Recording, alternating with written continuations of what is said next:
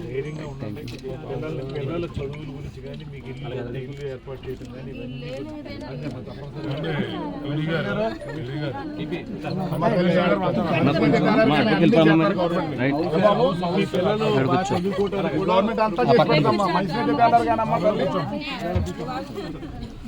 చాలా దారుణం కూడుకొని వెళ్తే ఇలా జరిగింది అంతా.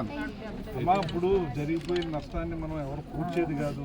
కాకపోతే ప్రభుత్వం వెంటనే స్పందించి చంద్రబాబు నాయుడు గారు, పవన్ కళ్యాణ్ గారు ఇక్కడ అందరం కూడా మీకు పూర్తిగా సపోర్ట్గా నిలబడుతున్నారు.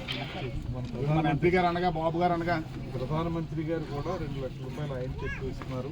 అదేవిధంగా మన రాష్ట్ర ప్రభుత్వం నుంచి 20 లక్షల చెక్కు ఇస్తున్నారు. దాంతోపాటు మీ పిల్లల చదువులు కానీ మీకు ఇల్లు ఏర్పాటు చేయడం కానీ అన్నీ కూడా ప్రభుత్వం చూసుకుంటుంది.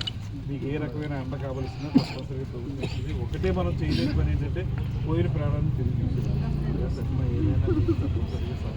ధైర్యంగా ఉండమ్మా. నువ్వు ధైర్యంగా ఉంటేనే పిల్లలు ధైర్యంగా ఉండగలుగుతారు. వాళ్ళు చదువుకొని చిన్నపిల్లలు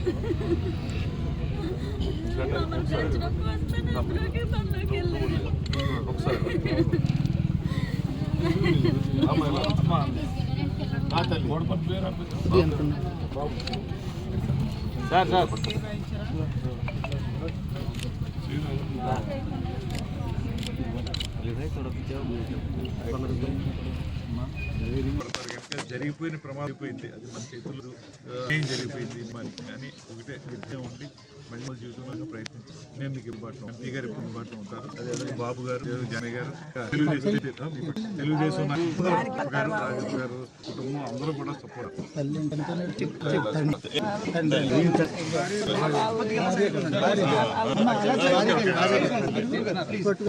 ఇది రేపులో